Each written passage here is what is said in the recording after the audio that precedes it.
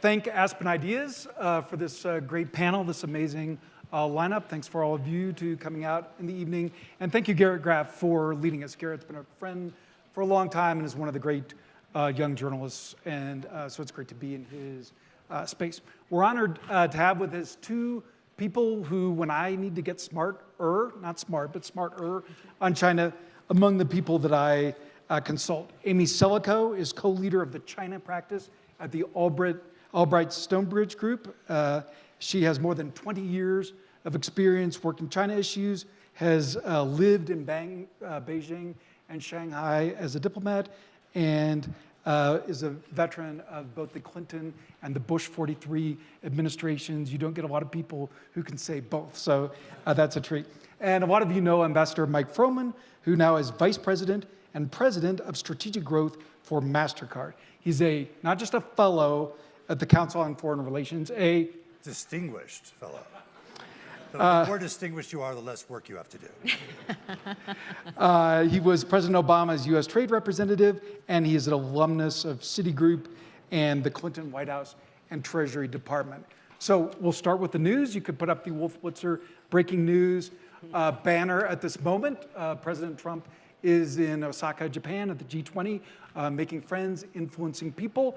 I was asking on the sidelines here, I was asking Ambassador Froman how bullish or bearish he was. He said the best case scenario at this moment is a truce. What does a truce look like, and what are the chances? So I think a truce looks like a commitment by, or an agreement by the Trump administration not to go to the next level of tariffs on the rest of the $250 billion of Chinese exports to the United States, and an agreement that the trade negotiators will sit down with each other and start talking again. They really haven't been talking much in the last several weeks, and this sort of Damocles has been hanging over their head, but I don't expect much more than that. And Amy Selico, you said that even though they're sort of headed in this direction, they haven't really wanted to signal that. So what are the games that are being played by both sides?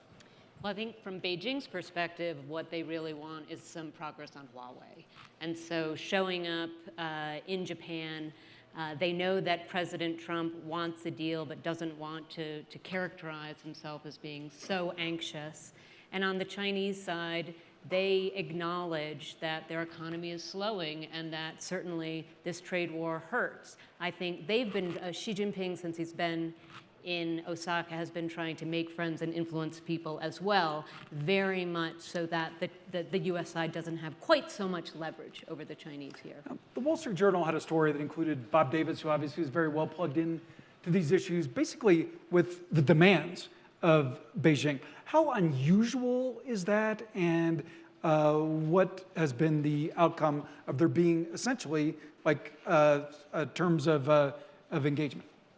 Yeah, I think, as I recall, the demands were to drop the Huawei restriction, drop the threat of additional tariffs, and stop pushing for more purchases of Chinese goods beyond what had been agreed to before. I think it's basically posturing.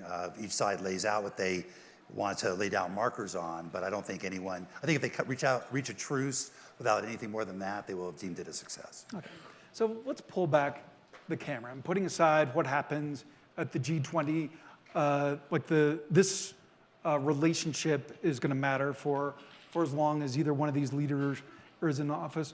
Amy, talk to us a little bit about Xi. So we sort of have a sense of the Trump negotiating style. What kind of a match for him is Xi, and what is it like to be across the table from him? Well, Xi Jinping really has surprised many of us who've watched China develop for decades. When he first came into power almost 7 years ago now, he was the compromise candidate to be the ruler of China. And there were some beliefs that he would want to continue on this reform trajectory that China could have taken. And those hopes certainly have been dashed. Xi Jinping turns out to be a really wily domestic political player. He has consolidated power in a way that none of his predecessors had managed since, I would say, Mao Zedong. And he has abolished term limits. And so for both his domestic audience, as well as foreign players sitting across the table from him, he is going to be there negotiating with them for the foreseeable future. And so will long outlast Trump, right? And so I do think that gives the Chinese government an ability to think in the long term about its strategy. Not to say that there aren't some real vulnerabilities to having consolidated power in that way. I think there are for Xi Jinping. But I do think that for others looking at Xi at the negotiating table, they're looking at a very, very strong leader in control of China. I mean, as we were chatting right before this, you said something that surprised me. I asked you, who seems to have more leverage at this point? And you said the Chinese seem to think the U.S. does. So just unpack that.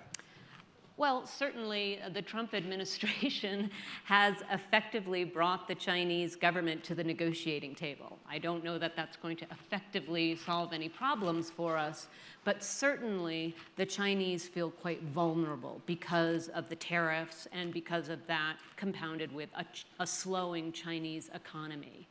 And the US government has been quite effective at unilaterally making moves that have, in some ways, put the Chinese back on their heels. They don't know how to predict what President Trump will do next. And so that is very difficult and something the Chinese aren't typically accustomed to, that unpredictability that we're seeing out of the Trump administration. And so, talking to folks on the ground in Beijing, they feel that the US side has a lot of leverage here with the Chinese right now, and the Chinese are trying very intensively to build up their own leverage in response. So it sounds like the Trump style works. Well, the tactic certainly has made for interesting negotiations. It's gotten the Chinese side to the negotiating table and to acknowledge problems that have been undermining foreign investors in the China market and manipulating the global economy for a decade. So there's been some progress there, but remember, there are no results yet. The costs, I think, today are just as heavy on the US economy as they are on China. So if you look at the Trump negotiating style and some reporting we had on Axios before his summit with North Korea, the Trump mindset is just put me in the room and I'll figure it out, right? And as Amy's suggesting here, that's kind of the opposite of the Chinese approach, right? Mike, you've been across the table from them. Tell us how they think and what their comfort zone is. Well, I think they have a total systemic approach to negotiations. And in fact, whoever's at the table doesn't really matter because they're all reading off the same set of talking points. They're very disciplined in that regard. I think there are really two sets of negotiations going on here. One is what we might call the shopping list. How much more of our stuff will China buy? Soybeans, LNG, oil, tractors, et cetera. And the other is over fundamental structural reforms. The Chinese leaders thought they understood President Trump early on. And they said, as one official told me, he said, we understand how important it is for President Trump to have tweetable deliverables, which I thought was a wonderful phrase, tweetable deliverables. And they thought that getting into the shopping list negotiation would give him the tweetable deliverables. Thus far, the administration has resisted being seduced by that approach and have insisted on the structural reforms, which are a much more difficult negotiation because it goes to the heart of China's industrial policy, which from their perspective has worked pretty well for them, and which they have every intent, as the China 2025 strategy is, to be dominant in a number of key technologies. They have every intention of pursuing. So that's the rub right now, is how do you get at those structural issues? Each administration has gone after the same issues in different ways. The issues have been around for a long time. Many of them are really quite legitimate.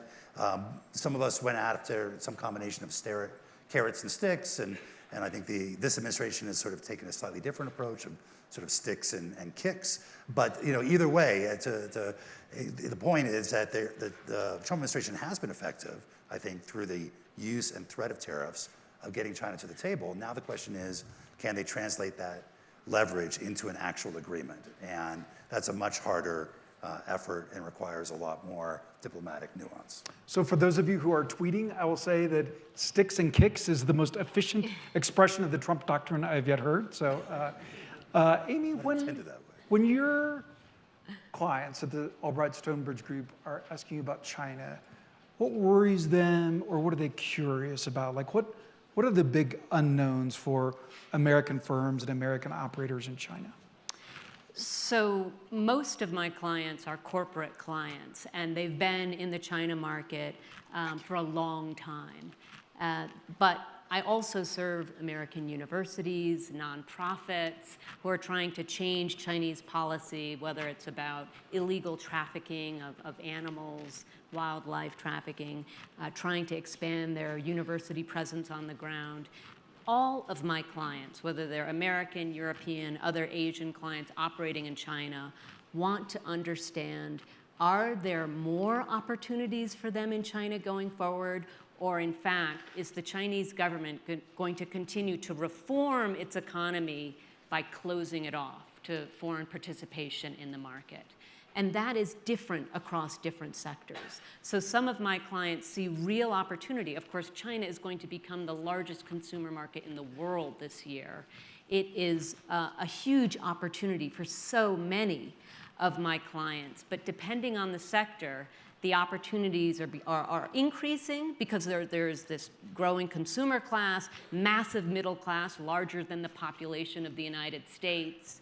But at the same time, the Chinese government, some of the policies that Mike just mentioned, Made in China 2025, a lot of subsidies for the development of semiconductors and other 21st century technologies, are actually publicly stating that China wants the undergirding of its economy in technology and artificial intelligence, increasingly in other sectors as well, to be Chinese for national security reasons, but also to help build the Chinese economy and Chinese industry. That worries my clients tremendously. And they're right to be worried. And they're right to be worried. And so the strategy right now in this current environment, it depends on the sector. Some of my clients are saying we need to localize our presence in China for China.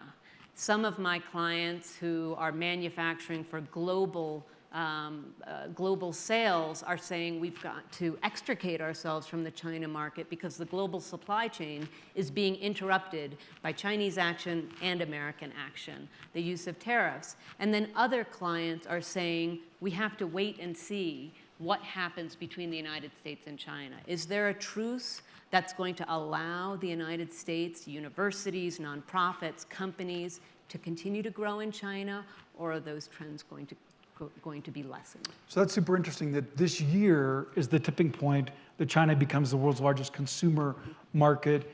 Unpack that a little bit. Who determines that, and what happened on a certain date, or it's just part of a trend, and what does that mean? Well, it's part of a trend. And so China has been growing for decades now. Of course, last year it grew, it continued to grow, but it was actually, its growth rate was the lowest in 28 years. And so while China is becoming larger and larger and the consumer market growing, the Chinese government is very concerned about stable, sustainable growth going forward. There was so much investment-driven development of the Chinese economy, and now so many subsidies and other incentives being created and given from the government to state-owned enterprises and a little bit to the private sector, that it's been a drag on Chinese growth. And so this year, the Chinese government has re-emphasized we want our private companies to grow, not just our state-owned enterprises. It is very challenging for private companies to grow if they're closed off from global companies like MasterCard and others who can actually help China continue to grow. Like on the spectrum of what the US administration has been saying about Huawei, which is it's basically an agent of the Chinese government, and what the Chinese government says, which is who, us? Like, what is the reality of how entwined, embedded the China state is in Huawei? I don't have any great wisdom on that. All I would say is if it is a threat, and if this administration is going out and trying to convince the rest of the world that it's a threat, our European allies, Japanese and others, then you can't at the same time say it's a chit to be traded away at the trade negotiation. It's either a threat or it isn't. If it's a threat, then it can't be compromised in a trade negotiation. If it isn't, then it's a chit. And I think we've heard both messages out of the administration currently. I mean, what convinced me, and one of you can correct me, what convinced me that it's a real threat was the Wall Street Journal story about undersea cables. And like that seemed like an authentic vulnerability. And the audience request was, can you just walk us through, take a phone, take anything, like what is the reality of how they could or would infiltrate our personal technology? Yeah, I'm not a great expert on that. I would say there are concerns about backdoors, there are concerns about the infrastructure, and particularly as countries are upgrading their infrastructure from 4G to 5G, this issue has come to the fore because Huawei is a major producer of 5G technology and has been a backbone of the 4G technology in a lot of markets, which gives them an embedded advantage. But look, I think that's got to be dealt with as a national security issue. One thing that I think both the Bush administration and the Obama administration tried hard to do was separate out national security and economic issues and make it clear that we were going to pursue our economic issues hard and not pull our punches when we felt China was compromising them. And at the same time, we would deal with our national security issues, some of which we have common interests in, around North Korea stabilization, or anti-nuclearization, around anti-terrorism, and things of that sort, and some of which we may have competition or conflict in, and we'll have to deal with that as well. I mean, Amy, how much do you personally worry about the idea that of Chinese manufacture, for instance, of a subway car could be compromising? Like how understated or overstated have these risks been in our popular media? Well, I couldn't agree more with Mike's point about the distinction of this administration allowing national security policies to bleed into economic policy making.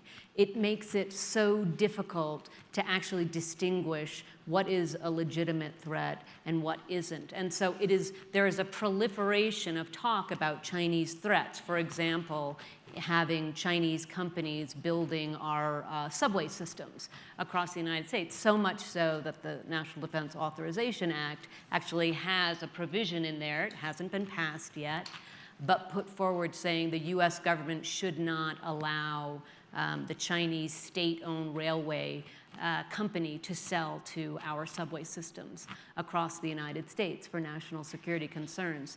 I'm worried that we haven't thought about right-sizing the China threat. There are legitimate national security concerns that we have vis-a-vis China, but not everywhere and not in everything. So I was speaking with a telecommunications company that we serve, a European client, and we were talking to them about the Huawei threat.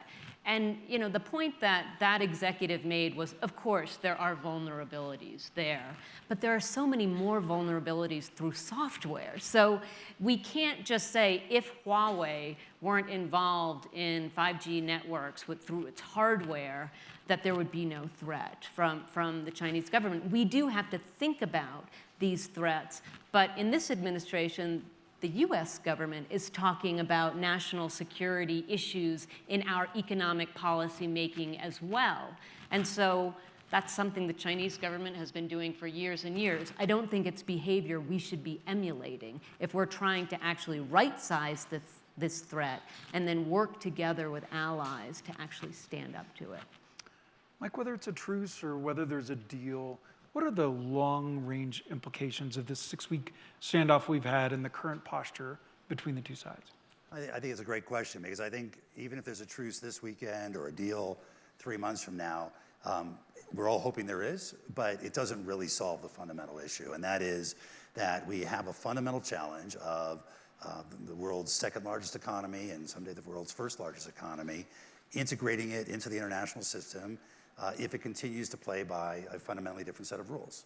And the rules-based system that we created after World War II was not built to really adjust and be able to absorb that.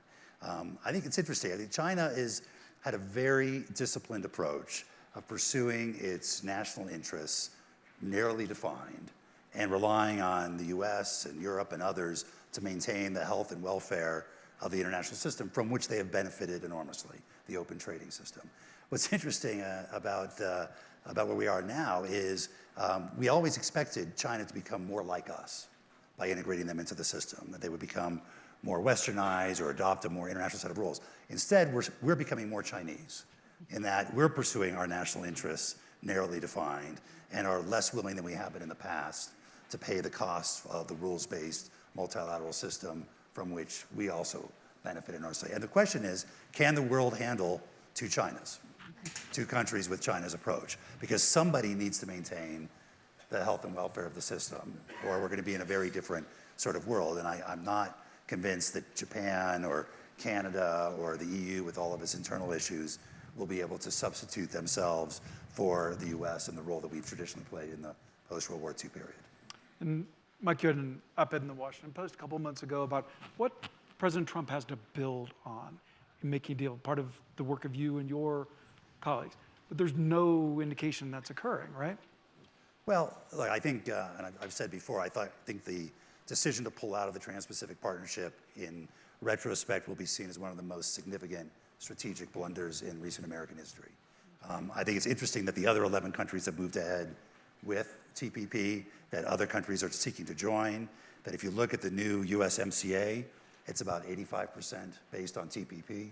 So a lot of the same rules are finding their way into the system, and the agreement that's to be negotiated potentially between the US and Japan, the press release announcing it said it's not going to go any further than TPP. And so I think what we're seeing is that we may not quite see the same rules put in place in the same way.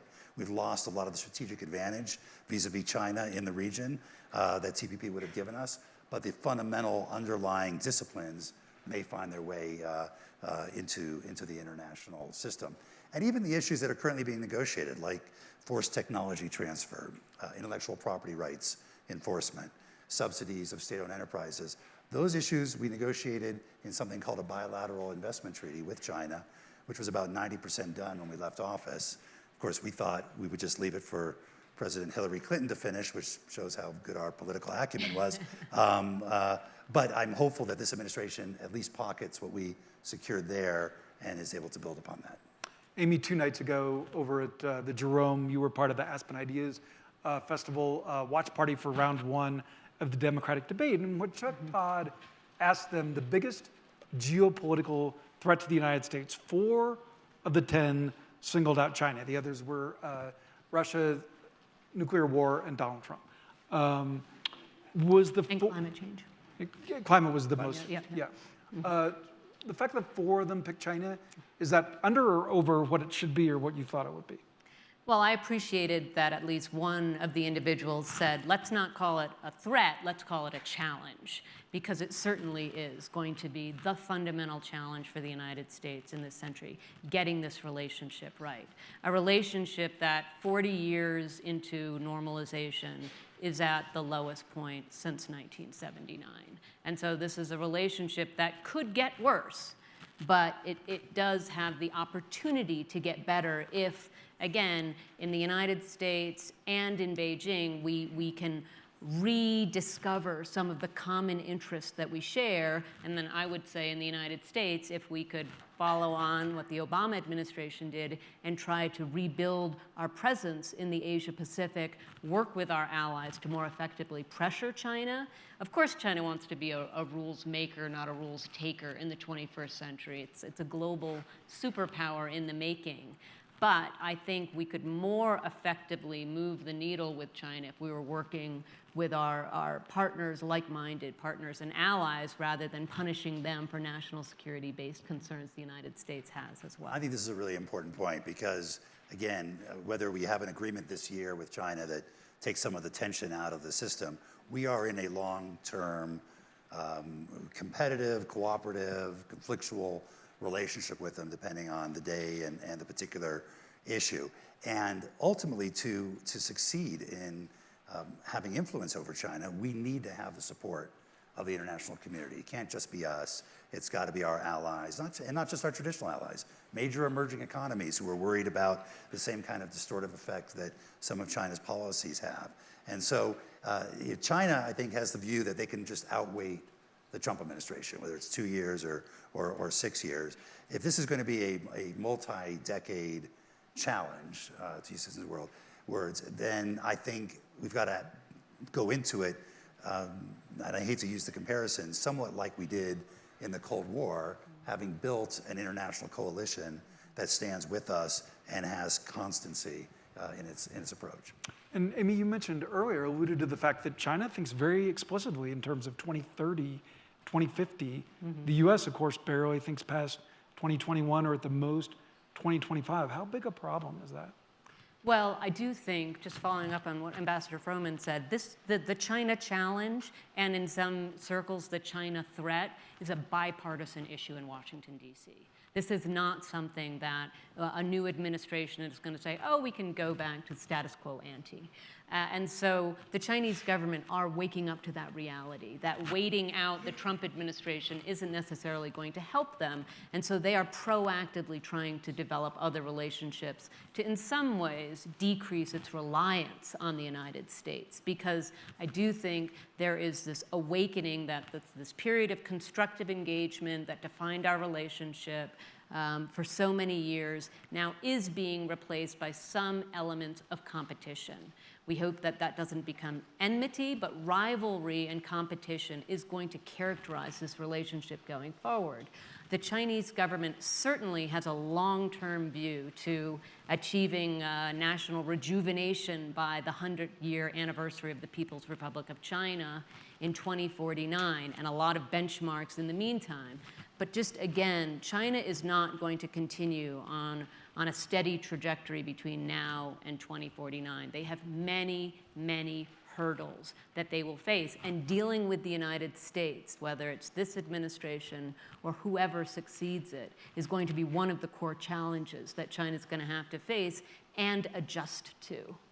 Ambassador Froman, Thomas Wright of Brookings wrote in The Atlantic that Democrats need to place China at the center of their foreign policy. To the degree you've been following 2020, or from what you've heard or observed, to what degree is that occurring, or does it need to be more of a focus? Well, I think it is a bipartisan issue now. There's more of a consensus around China within the United States, across the political spectrum in terms of the challenge, but also internationally. It wasn't that long ago that we were not necessarily on the same page with the Europeans around what China meant to the rules-based system. I think that consensus is now forged. I think the challenge for the Democrats from a political point of view is I don't think they can out-tough President Trump on China. And so they're going to have to distinguish themselves in how they go about it. You know, having a smarter approach, I think what they would say is vis-a-vis the same sorts of issues. And I think some of that goes to building international alliances, putting concerted pressure on, and avoiding some of the things that are costly to the United States. One of the challenges around the tariffs is that the tariffs have tremendous costs, and they're not always visible. You know, there's the direct costs, how much more it costs consumers or manufacturers who are using Chinese imports in their manufacturing process. There's the cost of retaliation, which particularly our farmers and ranchers are feeling, but others may feel as well. And then there's the cost of imitation, which once the US gives up the position of holding to its international obligations on tariffs, it opens the door to every other country where there isn't as much of a check and balance on trade policy as there is in the United States to use tariffs whenever they feel like there's a protectionist impulse in their country. There are a lot of countries around the world who say, well, food security is national security. So if the US can declare that German autos or Canadian steel is a threat to its national security, why can't we say all of the US's agricultural exports are also a threat to our security and keep us out of their market? And that will have, again, a significant long-term effect on our economic well-being. So we're about to get the hook here. Amy, you're going to have the last word. I mentioned that you've lived in Beijing, in Shanghai. What do you hear from your friends there, from your research, from your contacts there on behalf of your clients? In this more authoritarian season in China, what do you hear about how different it is to live daily life there compared to when you were there? Oh, for sure. When I was in China in the 90s and early aughts, that is now looked back upon as this golden era of openness in China. It is much, much more repressive being in China now. And prior to the Huawei issue coming to the fore, I think there was a lot of quiet grumbling among China's intellectual elites that President Xi Jinping had gone too far, too fast to make China so much more assertive on the global stage, whether it was, taking advantage of the WTO rules or on Taiwan, the South China Seas, openly disregarding agreements that it had made with the US government on cybersecurity. And so there was grumbling that Xi Jinping was not helping China, he was hurting China. However, this action against Huawei, I think, has begun to crystallize in China a view that the United States wants to keep China down.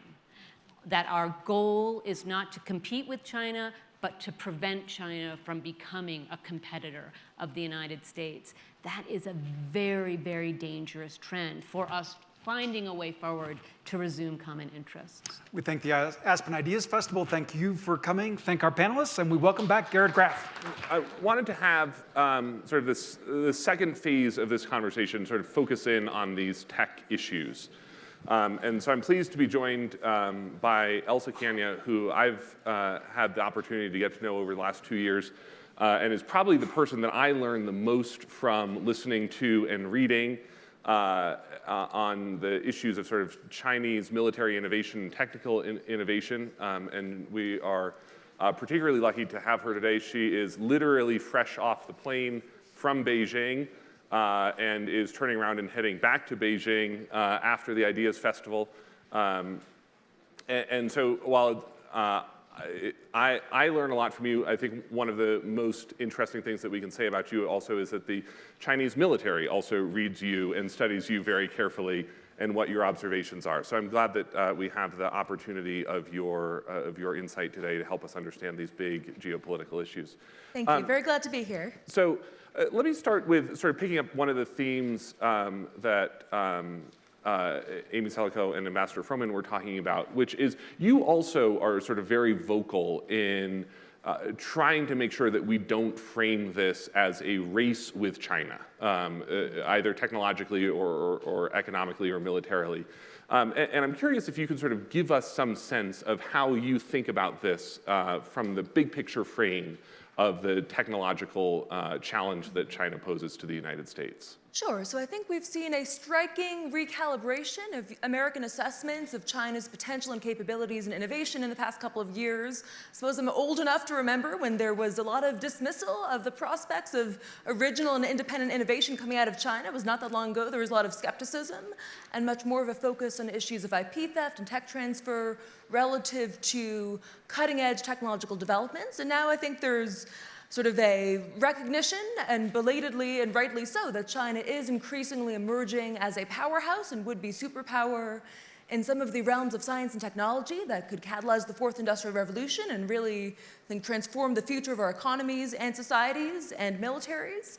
And I think now there's a tendency to talk a lot about everything in terms of a race, the race for AI, or even the AI arms race, the race to 5G, the race for quantum computing, and otherwise. And I think clearly it is right to recognize there is quite intense competition among companies and among countries on all of these fronts. But I think across each of these categories of critical technologies, it's actually quite a complicated landscape, including one characterized often by extensive interdependence and collaboration between American and Chinese companies and researchers. So for instance, AI is a very general purpose technology. It's much more enabling than it is a weapon, and it's not a singular technology. It extends across a range of different applications. So it's hard to say who is winning the AI race, so to speak, nor does that framing necessarily lead to a full consideration of the range of relevant policy options that could best ensure American competitiveness. So I think it's helpful going forward to think much more about the complexities and overall challenges of how to sustain American competitiveness at a time when we are facing both a near-term threat and a long-term challenge on these fronts. So what does China get right about technological innovation? So I suppose what I find rather ironic is that many of the things I see the Chinese government getting right these days are actually things that are not too dissimilar to certain moments in American history, and things the Chinese policymakers have learned from a close study of our policies and our history. So for instance, if you look back again, I don't think the Cold War is a great analogy for the state of US-China relations today, but if you look at US approaches to science and technology during the Cold War, after the Sputnik moment, we launched the National Defense Education Act, really focused on STEM education as a core component of national competitiveness.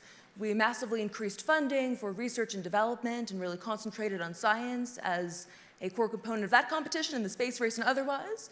Arguably, China today has had more of a Sputnik moment perhaps than the US has when it comes to AI, for instance. AlphaGo's defeat of Lee Sedol in the spring of 2016 actually commanded quite a lot of attention in China, both from Chinese policymakers as well as from the Chinese military. And this was recognized as a really pivotal moment in the history of AI, 10 years earlier than many experts had expected. And why don't you sort of, Sure. probably this audience doesn't necessarily know that example. Oh, So yes. give us a little Sure. bit of a background on sort of what that meant Absolutely. and why that mattered. Sure, so Go is a game with a long history in China and also a game of great complexity. So although AI had become advanced enough to beat humans in other games like chess, Go was a new challenge, and when AlphaGo, designed by Google's DeepMind, was able to beat some of the world's leading Go players, this was a sign of the growing maturity of AI, that it was able to succeed in a game so complex and even develop tactics and stratagems that humans had never envisioned or invented in playing the game of Go. So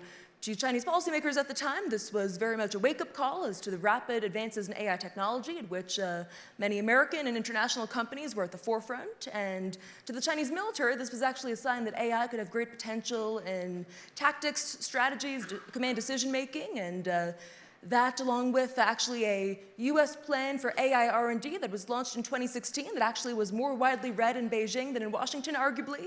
This was part of what launched a massive initiative by the Chinese government that materialized in their new generation artificial intelligence development plan in the summer of 2017, which articulated this ambition to lead the world in AI. So definitely a lot of interesting reactivity and interactivity in terms of how US and Chinese policymakers are thinking about technology. So one of the things, though, that you've argued is that we potentially in the US look too ominously at the language and the rhetoric that comes out of some of these Chinese plans. And that in the US, for instance, our government is quite good at churning out white papers, reports, and plans that go absolutely nowhere and are relatively meaningless bureaucratically. And yet, when the US, we sort of see these plans come out of China, we see them as these hugely threatening documents that are predisposed to total success. Give us sort of some sense of how sort of seriously you think the Chinese government is following through on some of these plans, and sort of how real are the advances that they're making? I think the ambitions and aspirations that Xi Jinping has personally emphasized are worth taking very seriously. And again, this, whether it's Made in China 2025, which has become rather infamous, or this new generation artificial intelligence development plan, I think we are seeing a consistent emphasis by Chinese leaders that this is a unique historic opportunity for China to close the gap or even surpass the US through taking advantage of a first mover opportunity in new technologies in which the US does not have and may not achieve a clear advantage. And so I think we should take these ambitions seriously, but I think there can be a gap between those aspirations and some of the rhetoric that, again, Xi Jinping has personally highlighted the importance of strengthening the nation through science and technology, relative to the fact that actually much of the innovation in China has been driven by commercial enterprises that are increasingly global leaders in these fields, and China's national team in AI, Baidu, Alibaba, Tencent, iFlyTek, and SenseTime are quite competitive in their own right, and now the Chinese government is looking to harness and leverage their dynamism to advance AI development nationally. So I think there can be certain shortcomings and inefficiencies with these attempts to combine a state-driven and market-oriented approach. It's an interesting hybrid model in a sense, and there can be certain elements of it that could work very well. So for instance, increasing investments in cutting-edge technologies, increasing support for basic research, but there are also certain negative externalities that come with these attempts to implement a plan with sort of an interesting dynamic where you have this national level objective and then local governments throughout China jumping on the AI bandwagon, so to speak, and launching their own AI plans. So many I can hardly keep track of them, and not every city or province in China will become the next Silicon Valley, though many clearly aspire to or are going to great ends to demonstrate that they are sort of trying to implement this national level initiative. But so I think there are some productive developments that can come out of that, but also the risks of an AI bubble that could come with inefficiencies and investments that may not be very smart or effective into AI as a sector, which is quite overheated. So I think the sort of lofty rhetoric about China wanting to lead the world in AI relative to the nascence of the sector and some of the companies and startups that are just moving into this ecosystem, and some of which claim to be doing AI but have rebranded themselves as such. So I think it's still too soon to say whether these full aspirations will be fully realized, but I think certainly a lot of progress and initiative underway for better and worse, and some working better than others at this point. And give us some sense of what you see the state of the 5G competition being. We've heard a lot of rhetoric about this, both in the context of Huawei and the US, but give us sort of some sense of where you think that the reality of the 5G competition is. So as I'd say to start, 5G isn't just a race, and Huawei isn't clearly winning, despite all of the hype and all of the noise around 5G. And I think to some extent the Chinese government is to be credited for recognizing the importance of investing in next generation telecommunications. As early as the State Council decision in 2007, Huawei started to really focus on increasing research and development with an eye towards what would become 5G as early as 2009, whereas in the US, we've really started having this conversation much more recently. So without a quantum time machine, which despite the Marvel movies does not yet exist to my knowledge, we can't really go back and try to increase our own investments in 5G at an earlier stage, but where we are today is at a bit of an disadvantageous position at first glance, but I think it's not a race and it's not over yet. It's more of a marathon and things are just getting started. 5G as a technology is really still taking shape. And despite all of the talk of a race to deployment, the research and development of what 5G is becoming or could become in the years to come is still very much an open competition. And Huawei has had an advantage because they've been heavily subsidized by the Chinese government. They have been able to undercut and underbid their competitors in ways that really have undermined the global telecommunications ecosystem in some respects. They've seized 30% of the market share, despite the fact that beyond the rather problematic history of their linkages to the Chinese military and intelligence and multiple incidents of poor security, including backdoors, breaches, and rather ambiguous circumstances surrounding some security flaws, the reality is that Huawei, again, does not have the best technology in 5G necessarily. They've just been able to capture much of the market. They've 50 commercial 5G contracts signed by the last accounting of it. So they've been able to take advantage of the fact that they're vertically integrated and they're cheap, and that is appealing to many countries. But I think when we think about the future development and evolution of 5G, a lot of it will depend on research that is ongoing today and some of the fundamental technologies involved for 5G, as well as the setting of standards, a rather abstruse process that in some respects has become the realm of geopolitics as well, as Huawei's been trying to flood the process and claiming they are number one because they have the most patents and contributions, whereas when you look at the quality, they're still not quite there yet. Yeah. So I want to spend a little bit more time sort of thinking about this on the global stage from the geopolitical risk that integrating Chinese technology brings to other countries. And you're sort of seeing this debate play out here in the United States, but also Secretary Pompeo and other members of the administration have been sort of out making this argument to US allies and other Western nations. You sort of saw this debate start in Australia last year, where Australia tried to speak up very strongly to ban Huawei from becoming part of its backbone networks. The UK and Germany are taking a very different approach, sort of viewing this as a risk management problem. Huawei has a joint lab actually with the British GCHQ, the British Signals Intelligence Agency that's the equivalent of the US NSA. And that there they actually sort of put out these annual reports talking about Huawei's technology and the problems that they see. And Germany, of course, has integrated Huawei deep into their own networks, as has Britain with the British Telecom. How much of a risk do you think there really is to letting Chinese companies establish a foothold in Western networks? I think there are real risks, and I think it's important to remember that despite all of the politics and controversy that has come into play around Huawei, that It is known that Huawei, throughout its history, has had some ties to the Chinese military and intelligence, continues to actively work with the Chinese military and research.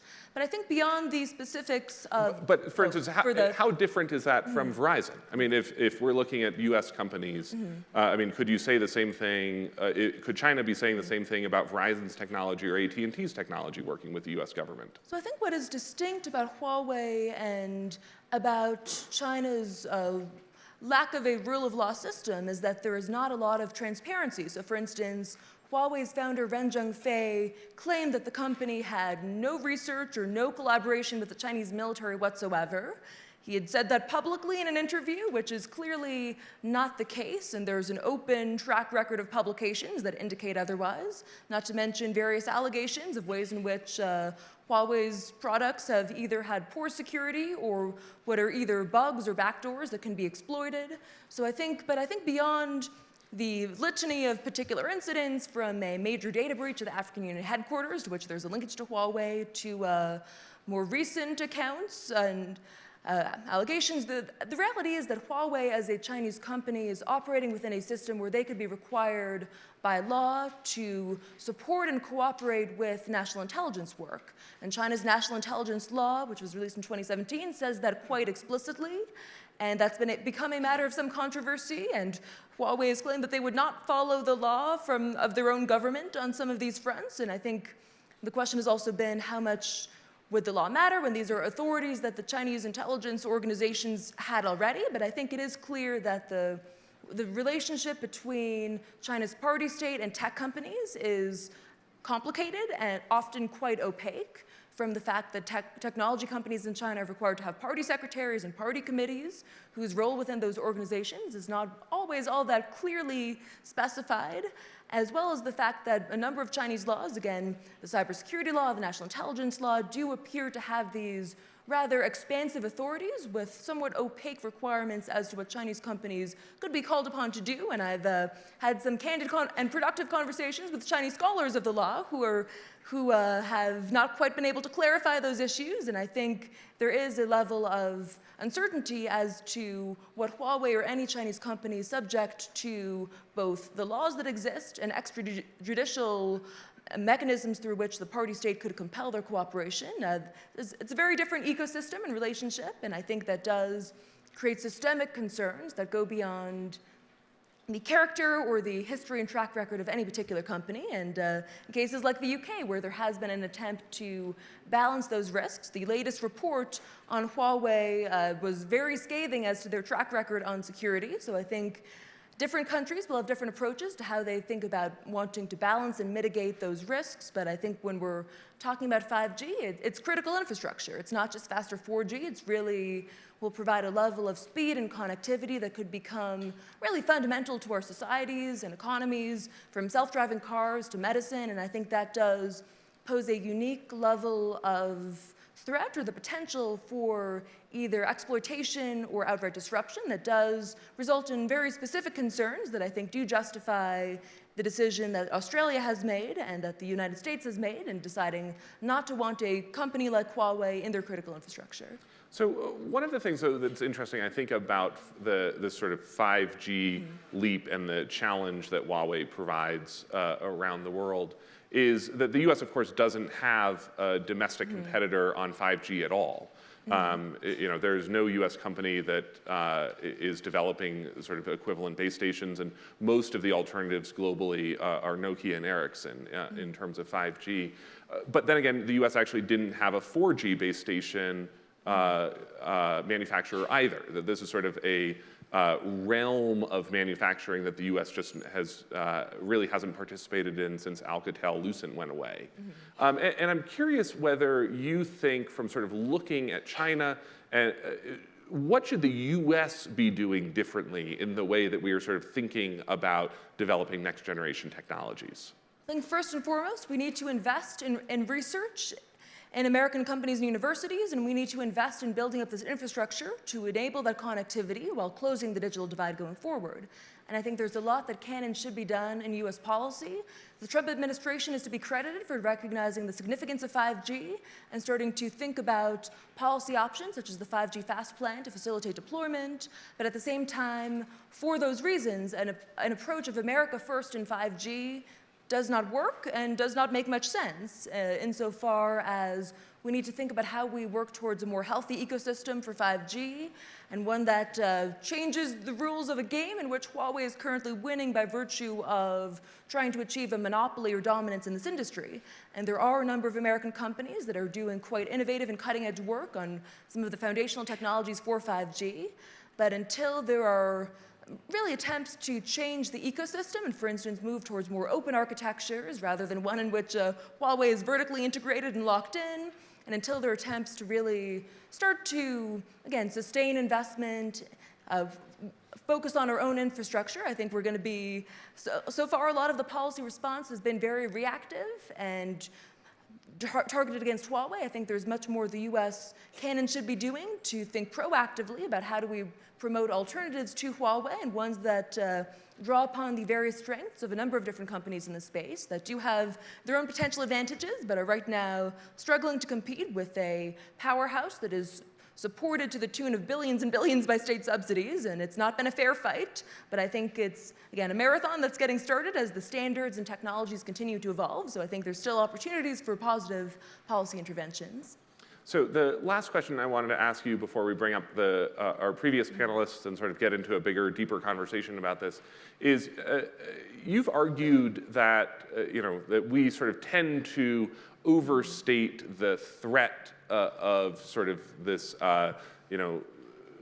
10-foot-high Chinese AI monster, and that in some ways China's push in AI and some of its surveillance technologies actually represent sort of fundamental weaknesses in Chinese society and the future of what the Chinese government is trying to struggle with.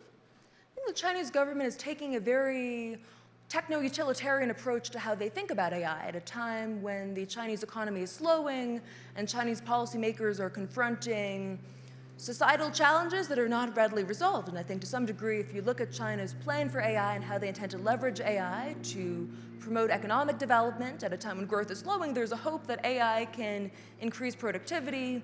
Given demographic challenges of a rapidly aging population, there's an interest in using AI for automation in factories to replace workers, and even in elder care, given the challenges of the elderly population and the unique demographic structure that China has today. And I think even in education, healthcare, environmental challenges, there are elements of the Chinese government's approach to AI that are very practical, very pragmatic, but also motivated, I think, by the sense of urgency, that there aren't other solutions readily available in some of these sectors. And I think there's this hope that in order to sustain the economic performance that is critical to the party's legitimacy, leveraging this innovation-driven approach to development is seen as absolutely imperative and even a matter of existential importance to China's party state today, as they seek to almost look to AI as a silver bullet for a lot of these challenges. And some elements of it are quite positive, but there's also, of course, the darker aspect of how the Chinese party state is trying to use AI for social management, as they call it, trying to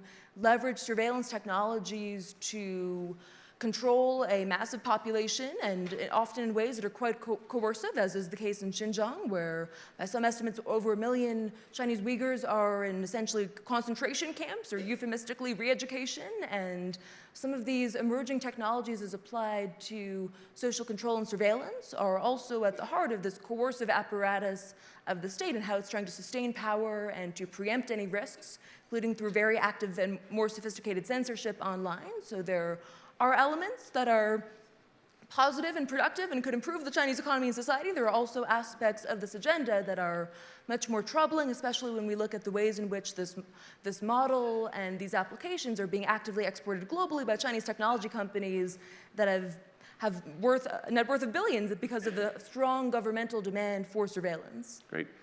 Thanks so much. Let's bring our first panel back up on stage with our special guest star for this third act. All right. Welcome back to the stage, and welcome Ambassador Guajardo, who is another brilliant China mind that we are bringing in as a ringer for this third act. Ambassador Guajardo was the Mexican ambassador to China for 6 years, incredibly observant analyst of the sort of current state of Chinese politics. And I thought I would sort of kick things off with a question to you here about a phrase that we actually haven't heard in the first hour of this conversation at all, which is the Chinese Belt and Road Initiative. And when we look at sort of this intersection of Chinese technology and Chinese trade, Belt and Road in many ways is the thing that we are told to be most afraid of. And I'm curious if you could sort of give us a read of what you think sort of the reality of that program is, what its ambitions is, and how we here at the Ideas Festival should be thinking about it. Okay, I'm very skeptical, I'm very cynical about the Belt and Road Initiative. I think it plays very well into a US narrative because it fits very well into the Cold War strategy of the Soviets going into other countries and gaining influence. And it's something you can wrap your arms around and say, oh, the Chinese are doing the same with the Belt and Road Initiative. The way I see the Belt and Road Initiative is just a venue to allocate overcapacity they have in China. They have a huge overcapacity in steel, in cement, in glass, in petrochemicals. They don't know what to do with it. They don't want to close those factories because they're afraid of laying off workers. So they just start these programs in which they send it all over the world, build infrastructure, call it investment. It's not investment, it's just building infrastructure that the local governments pay for. And in the process, sort of make a lot of foreign governments angry. And that is what is happening with Belt and Road.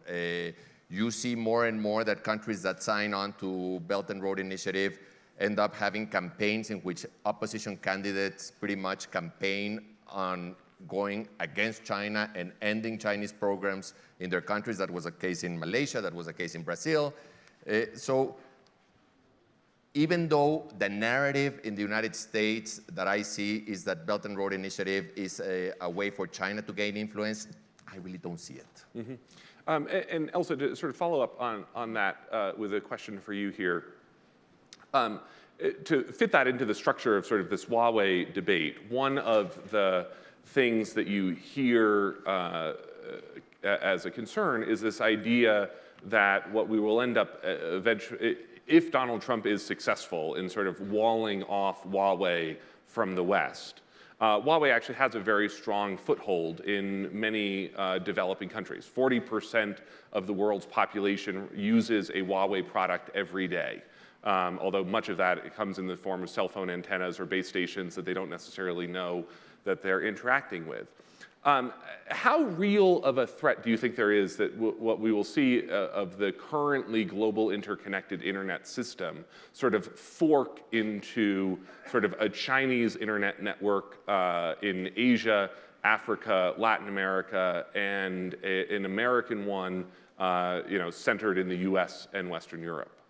I think that is a real risk given current trends, and much of what Huawei and other Chinese telecommunications giants have been doing is often directly linked to One Belt, One Road under the umbrella of the Digital Silk Road. And I think a lot of that is intended to sort of increase their market share, increase their profits, and also to promote Chinese standards for next generation technologies like 5G. So I've joked that a new initiative that is currently undergoing development, China Standards 2035, may one day become as infamous as Made in China 2025, because there's the same driving impetus behind it, the notion of trying to sort of move towards a greater dominance within this global technology ecosystem. In this case, they're trying to leverage standards that are promoted through this going out of Chinese tech companies in order to really reshape this ecosystem going forward. And I think as the controversies on Huawei continue to play out, I think different countries are making different choices on that front based on their own interests and calculations of risk, but I think it does appear to be clear that even if Huawei is deeply damaged by some of the measures, such as its designation on the entity list, which was actually as a result of its violation of US laws on sanctions, it was a sort of matter separate from the executive order and separate from the exclusion of Huawei from US critical infrastructure. I think the company still has certain strengths, and its global presence is one of them, and we could be moving towards a more fractured global ecosystem on that front, but I think in some respects we're already there. And again, having recently been to Beijing after a while of not having the chance to go there, it is quite striking that when you're in China, you already are in a very different ecosystem, from the fact that for all of the angst over the banning of Huawei, a huge number of American technology companies have been effectively banned in China for quite some time now. And we may forget because it's less recent, but certainly Google, YouTube, Amazon, it's quite extensive, some of the restrictions that have been placed on American technology companies from being able to freely operate in China. And there's already a very distinctive ecosystem of indigenous champions, including their own apps, their own platforms that are quite strong within China today. So I think we are seeing things move in that direction. And the core concern will be, it's possible to maintain interoperability despite this greater fragmentation. Ambassador. I just wanted to double down on what was just said, because if we think about this as one of the major trends of deglobalization, whether we're putting up tariffs or other restrictions on the trade in goods, we see new rules being put out on data and information, which are creating national internets and national clouds and things of that sort. But I think the third one may be in some ways the most significant, which is the standards piece. And there is great value in having global standards that are interoperable. That's a key part of what has allowed the global economy to work so efficiently. And are we finding ourselves in a world where there are at least two sets of standards, and maybe in what as some of the analysts have called it, an archipelago of standards, where there are no more interoperable standards? And what that means for companies and individuals who are traveling, working, trying to trade, trying to provide services in a world in which you can no longer rely on the fact that the standard that applies in one market is going to be applied in another. It has fairly broad implications. Great. Let me just give you an anecdote on Huawei in the world from the Mexican perspective. When I was ambassador to China, Mexico had a sort of an unwritten agreement with the United States that we would not let Huawei develop our telecommunications infrastructure. And the Chinese would be very aggressive. CTE and Huawei, they would come to the embassy or they would go to Mexico trying to find ways in the infrastructure in particular. And of course, they'd be rebuffed kindly. And it caused a lot of anger in them. And we kept it that way. Fast forward to President Trump, and in comes his invective towards Mexico. And of course, Mexico said, well, there's no reason to continue collaborating with the United States on this front. Welcome Huawei, welcome anything you want. So it's weird how it's been President Trump who's been going after all these other countries not to use Huawei product. At least in the case of Mexico, he's the reason that Huawei was welcomed into Mexico. So let's open it up to some audience questions at this point on the off chance we haven't answered all of your questions about China. We have microphones, I think, on either side. So, sir. Hi, my question is for Elsa. When we talk about US-China trade, it seems like the debate stipulates Chinese theft of American intellectual property. Can you, one, do you believe that that is still occurring today? And two, could you give the audience some examples, let's say in the past 5 years, of material IP theft? Sure. So a very recent example, speaking of Huawei, is that they have been charged with and found to have stolen IP from a Silicon Valley-based startup in telecommunications. It was a quite recent case that was adjudicated, I think, across the board.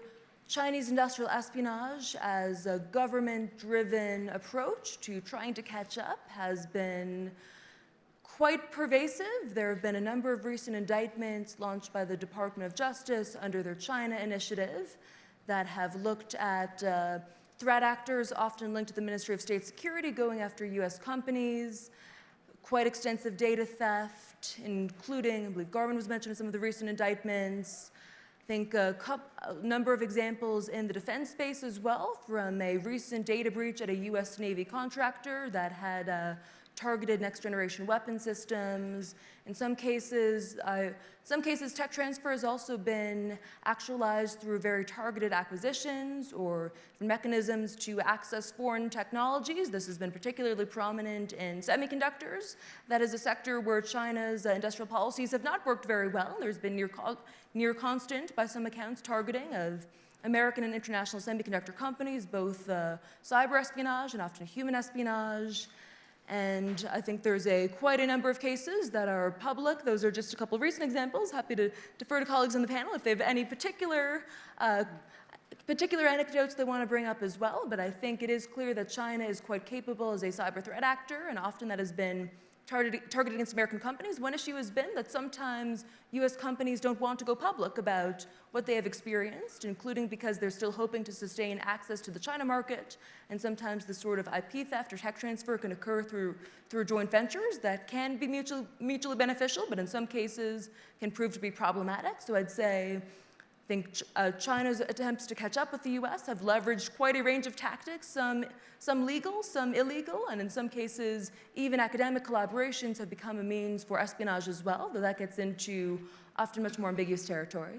So I want to bring in both Ambassador Froman on this and then Amy Selico as well, because this was, I think a lot of Americans don't understand the extent to which China's economic rise over the last 20 years has been directly powered by economic theft of intellectual property from the United States and other Western countries. I mean, General Keith Alexander has called it the greatest transfer of wealth in human history. And this was an issue that landed right on your portfolio, Ambassador Froman, with the Obama administration's attempts to sort of begin to try to call out this behavior publicly, most famously with the May 2014 PLA indictments for economic espionage, the first time the US had ever gone after foreign nations' hackers for economic espionage. And this was sort of a great example of how the US was trying to carve out sort of national security concerns, criminal concerns from all other topics, that this should be sort of a separate lane of diplomacy and international discussion. And I wonder if you would sort of talk about your experience there. Well, I guess I'd say a couple things. One is I found that the times we were most successful in influencing China behavior was when we aligned our pressure from the outside with some domestic constituency that also had the same set of interests. And as China began to develop its own strong intellectual property, you had constituencies within China who wanted to see further protection of intellectual property rights. So we saw some meaningful improvement in some areas when you could align your talking points with those that were being made internally and try and have an impact that way. But I think, as the point was mentioned, one of the key things is through, for example, joint ventures, where if you require a company to come in through a joint venture, then the local joint venture partner has an awful lot of leverage to say, this joint venture was made possible only if you transfer the following technology to the joint venture. And that's been a long-standing pattern. It's one reason why in the bilateral investment treaty negotiations and in other negotiations, you try and lift those joint venture requirements. So that if you can have 100% ownership, you can set up your own company. You may choose to do a joint venture, but then you're at least making that decision on commercial terms and on a commercial basis. So I think there are ways of having a positive influence in this area, both by aligning and by changing some of the structural dimensions of the system, which sort of incentivizes this kind of behavior. Ms. Selico, I thought I would sort of ask you the same question as someone who is advising companies on how to do business with and in China. How much reluctance are you seeing and how much reluctance are you suggesting companies have towards protecting intellectual property? Well, I guess the point I would make to the questioner is absolutely we continue to see significant allegations of intellectual property theft, whether it's Chinese trying to reverse engineer technology that's sold in the market or flat out stealing. And so our clients face those concerns. But I do want to also highlight what Ambassador Froman was saying, that the Chinese government acknowledges this is a problem for China's innovation economy.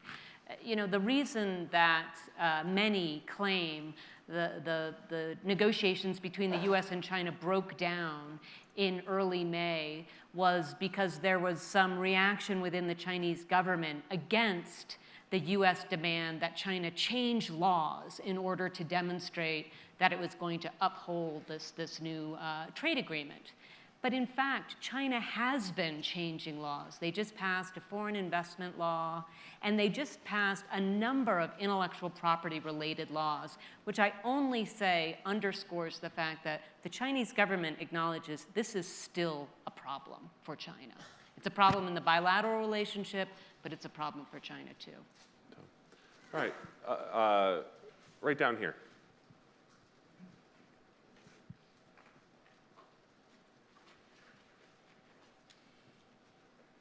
Mark Davis.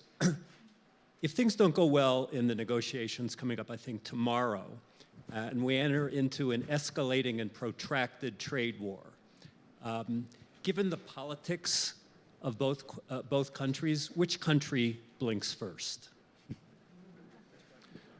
That sounds tailor-made for Ambassador Froman. Look, it's really impossible to tell. I think from the Trump administration's perspective, they're sort of in a no-lose situation in that if they get a really good agreement with China, then he will have been the great deal maker. And if they don't get a good agreement and they continue to escalate tensions, he will be standing firm vis-a-vis China. And I think both are politically attractive heading into 2020, provided it doesn't lead to a huge collapse of the stock market or another recession. And I think that's the governor on any kind of behavior there. I think one thing we have to bear in mind is tariffs are very easy to put on and very difficult to take off. We have a 25% tariff on pickup trucks in the United States because of the chicken war of 1963 with the European Union. They kept our chicken out. We slapped 25% tariffs on Volkswagen vans, and that's been in place ever since.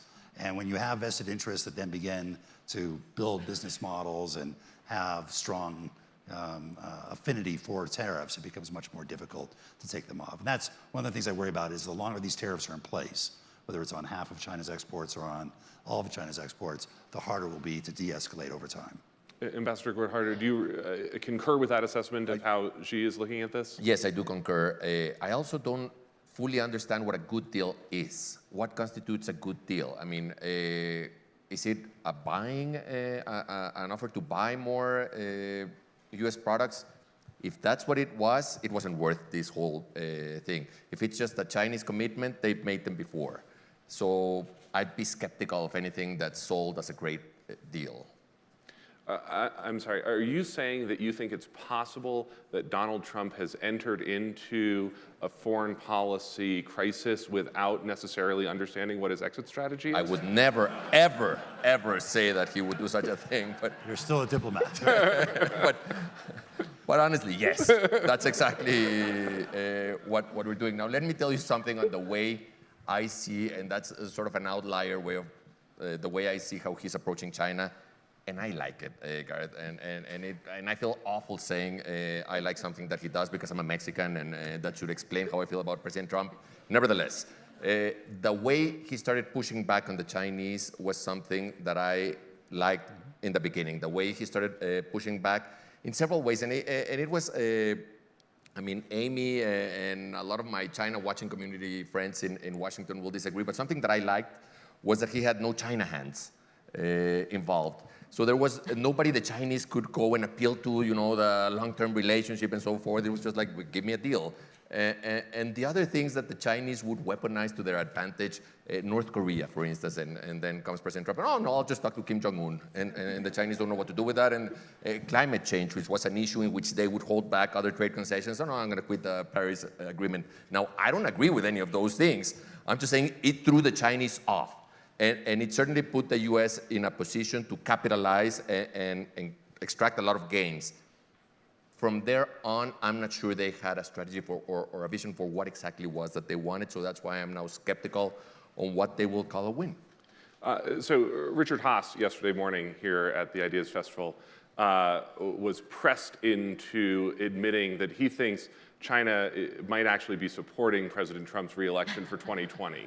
Not in terms of an election interference, but that they sort of feel like that he is actually the best partner that they could have in U.S. politics right now. Do you think that that's true?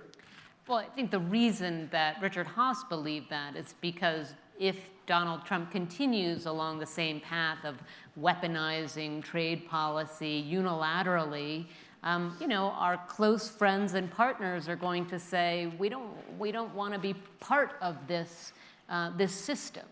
And so for the Chinese, that will help them make friends and influence people even better and more easily. I think what we were talking about earlier was that within the Democratic Party, there is a view that, okay, getting tough on China works, but doing it alone won't work. Because as much as maybe it was great to see the Chinese back on their heels and really unsure of what was going to happen, what have we gotten for it? We've gotten nothing. Nothing. We've gotten nothing. And to the point of, will there be some, who's going to blink first? I think on the Chinese side, they don't know when the blinking will stop, even if there's a deal announced. That doesn't mean President Trump, 2 weeks from now, won't do something else that will destabilize the relationship again.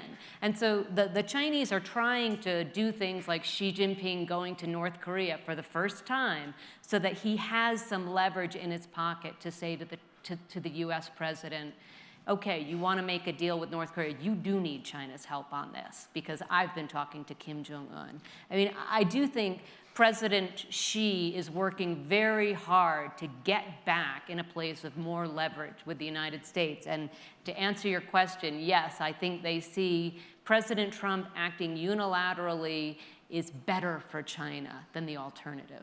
And just one final thought, and I think it'd be disingenuous to assume the Chinese are not watching what happened with Mexico, with the US and Mexico, in which Mexico reached an agreement, made the respective concessions, accommodated the United States demand, only to be targeted with blanket tariffs. So what's the incentive for China to agree to anything if they know they're always going to be in the crosshairs? So the incentive is not to do anything. But I have to say, I'm surprised how much other countries are willing to accommodate the Trump administration's approach, because you're absolutely right.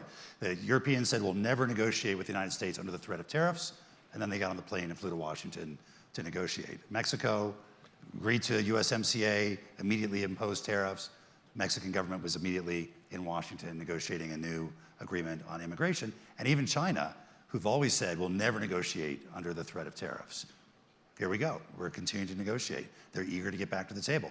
It sort of sends the message to President Trump that his approach is working, which is that it is creating leverage. To other people's points here, though, the question is, can you turn that leverage into an actual agreement that was worth it and that is worth the cost that has been implicated in the meantime? All right, I think there was a question over here. Yeah. My question is about mining and processing of rare earth minerals. My understanding is that China has a dominance in this industry and technology, and that these minerals are essential to all the high technology devices as well as all of our complex defense systems. So I'm just curious of the panel's opinion on that. Is there, what is the US doing about this? Is this something we should worry about in the long run? Elsa?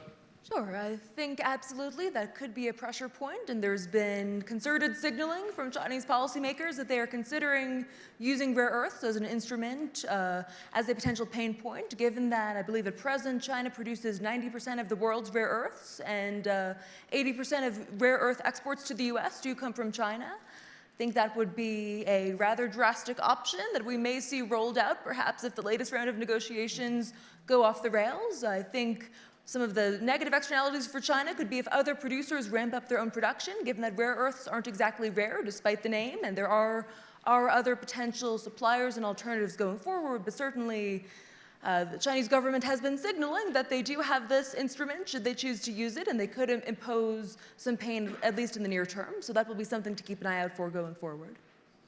All right, question over here.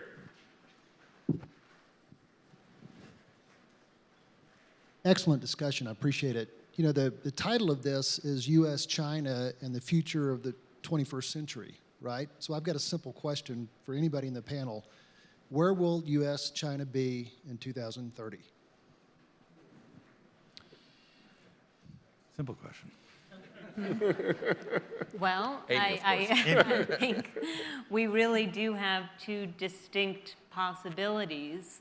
And the possibilities are that the relationship is going to, in some ways, stabilize on a more competitive footing, and the relationship will get much worse. I don't think anyone foresees the possibility that the relationship is going to improve dramatically, given all of the competitive elements of our relationship and the increasing concerns with which we view one another. It's not just here in Washington, D.C.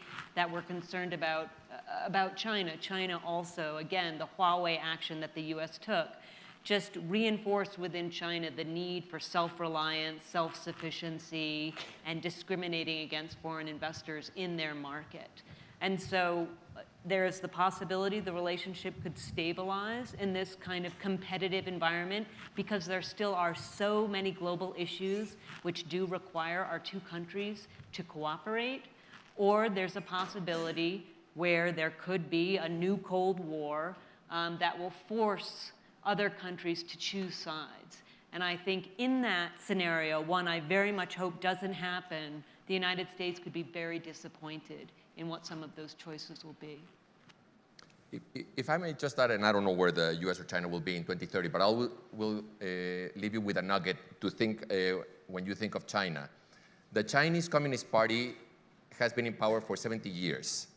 The two longest lasting single party systems in the world have been the Communist Party of the Soviet Union and Mexico's PRI. The Communist Party in the Soviet Union lasted 70 years, Mexico's PRI lasted about 72. The Chinese Communist Party has just surpassed the Soviet Communist Party. It's about a year away from reaching the Mexico's PRI. The reason I'm saying this is don't assume that it's eternal. History does not say single party systems are eternal. They may very well not be in power in 2030. That's something to think about. And that was sort of one of the points you were making during your first session today, is that we shouldn't necessarily assume that today's linear trends stay linear. That's right. That's a great point. I really do agree with that. But I will say in the Chinese system, the dynasties tend to last a couple hundred years. And so this is just the latest Chinese dynasty. All right, back there. Yep. Before the Trump administration, in the previous 25 years, China made great progress dealing with the United States, who was somewhat naive if you look back. What do you envision if the Democrats take the presidency? What kind of relationship would be with China? How would we do? How would they do? Yes, I'm the Democrat here. Look, I think, as Amy said, I don't think it's going to swing back to anything close to where it was before. I think there's a bipartisan agreement that it's important to be tough on China. I think there will be potentially differences in the tactics and the strategy being used, how much we cooperate and actively work with our allies on a common approach, to what degree we use tariffs or not, to what degree we use foreign investment restrictions or not, and to what degree we think that further engagement will help to continue to evolve the system. So I think it's hard to know exactly what the policy will be, but my guess is they'll be arguing for something that's smart and tough, but still tough. Yeah. So I think that's a great question that I want to put to Amy here for a second. In the context of, and you were sort of talking a little bit about this during your first session, that some of what we're seeing with the Trump administration is actually just the Washington consensus around China has changed, just fundamentally, and that happens to have happened while Donald Trump is president, or sort of as the Obama administration was ending and the next administration was coming, that we sort of thought that China was going to liberalize, it was going to become a sort of better integrated player in the world community, and that was sort of proving not true, actually, even before the Trump administration came in. I'm curious, sort of how different of a policy do you think Hillary Clinton actually would have carried out in regards to China than Donald Trump is doing? Well, I'd like to hope that that TPP would have been passed. It was, of course, very difficult to campaign on. But when we think about TPP as a strategic priority for keeping the United States engaged in Asia, it was incredibly important. And so I do believe that, we're looking at Ambassador Froman here, who negotiated the agreement. This wasn't just about trade ties. This was about the future of the United States in that part of the world, an incredibly important part of the world, knowing that China is there too, and hearing after many years of complaining that the TPP was about encircling China. By the end of the Obama administration, hearing Chinese officials saying, well, maybe we could join one day too. And so actually the United States setting the standards for a 21st century free trade agreement because we were having such a hard time at the WTO. And so the only point I'll make on what would a Clinton administration potentially have looked like, or the next Democratic administration, I do think we have to go back to the question of, can we reform the World Trade Organization as a mechanism, again, to try to bring the Chinese into adhering to global rules. They can adjust those rules with us as we look at making the 21st century WTO. It proved so hard that I think it led to not only TPP, but other regional trade agreements. I do think the Democratic Party has that in mind. Why? Because it would involve China, but it would also involve our other allies in trying to renegotiate. Ambassador Furman, I'll give you the last word on the panel today. Well, I think just to one more point on the gentleman's question, I think one of the key aspects may be re-engaging through American leadership. That there's been a view that we've retreated from Asia, retreated from the multilateral system, and I think that one way the Democrats may differentiate themselves, even if they have the same objectives in mind vis-a-vis China, is that we're going to do so through U.S. leadership, through U.S. engagement, whatever form that takes. Great. Thank you to all of our panelists today for a really great conversation.